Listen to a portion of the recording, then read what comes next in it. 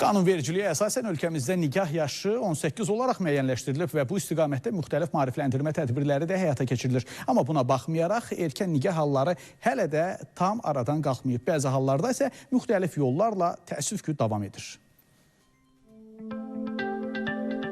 Uşaqlığın ən saf çağları arzularla ölçülür. Oyuncaqlar, məktəb zəngi, gələcəyə böyük ümid. Amma bəzən bu qapılar vaxtından əvvəl bağlanır. Zamansız, qayğısız illərin üzərindən xətt çəkilir. Bircə imza ilə taley dəyişir. Erkən nikah təkcə iki insanın birləşməsi deyil. Çox zaman yarımçıq qalan uşaqlığın səssiz vidalaşmasıdır. Mətnin qəhrəmanında olduğu kimi.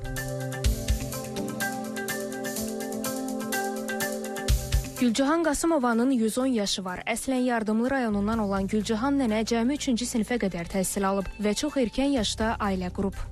15 yaşında getmişəm. Məktəbə də 3-cü yaşdan getmişəm. Övladlarının sözlərinə görə o dövrdə nikahın rəsmiləşdirilməsi üçün Gülcahan nənənin yaşı sənədlərdə bir qədər artırılıb. Bu isə o illərdə erkən nikahların necə həyata keçirildiyini göstərən nümunələrdən biridir. İndi isə uzun ömür yaşamış Gülcahan nənə gənc qızlara tələsməməyi tövsiyə edir.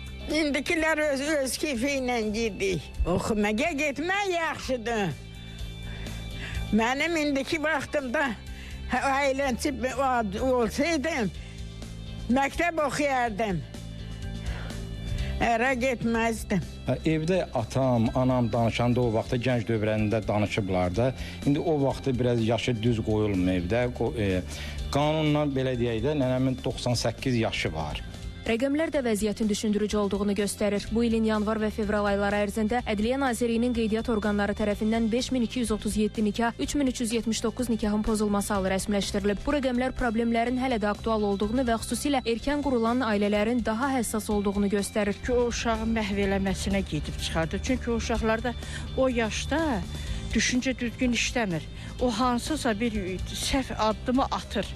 Özündən asılı olmayaraq ömür boyu da cəzasını çəkir. Onlar yəni deyə bilmir sözlərin, batırlar, arzuları olur, ürəklərində qalır. Bəlkə qıraqdakına baxıb nəsə bir onun keçdiyi həyat kimi özünə həyat arzuluyur. Bəlkə böyük bir şey arzuları var. Ən əsası odur ki, qız uşağı həmin yaşda formalaşmır.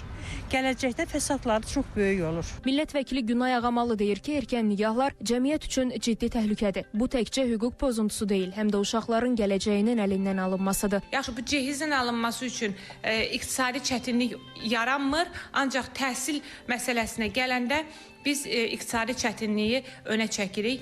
Bunun ana olması həm özünün sağlamlığına, həm dünyaya gələcək körpənin sağlamlığına nə qədər ciddi fəsadlar verdiyinin biz əslində fərqindəyik, bunu bilirik. Amma bilə-bilə bu cür deməli davranışların hələ də davam etməsi, uşaqları təhsildən kənarlaşdırıb, qız uşaqlarını təhsildən kənarlaşdırıb məhz ailə qurmağa məcbur edilməsi olduqca böyük problemdir. Millət vəkili deyir ki, erkən nikahların qarşısının alınması üçün maarifləndirmə işləri daha da gücləndirilməli, nəzarət mexanizmləri artırılmalıdır. Dövlət qurumları tərəfindən bu istiqamətdə artıq müxtəlif layihələr həyata keçirilir. Lakin bütün bu addımlara baxmayaraq problemin tam aradan qalxması üçün cəmiyyətin də bu məsələyə daha həssas yanaşması əsas şərtlərdən biri sayılır.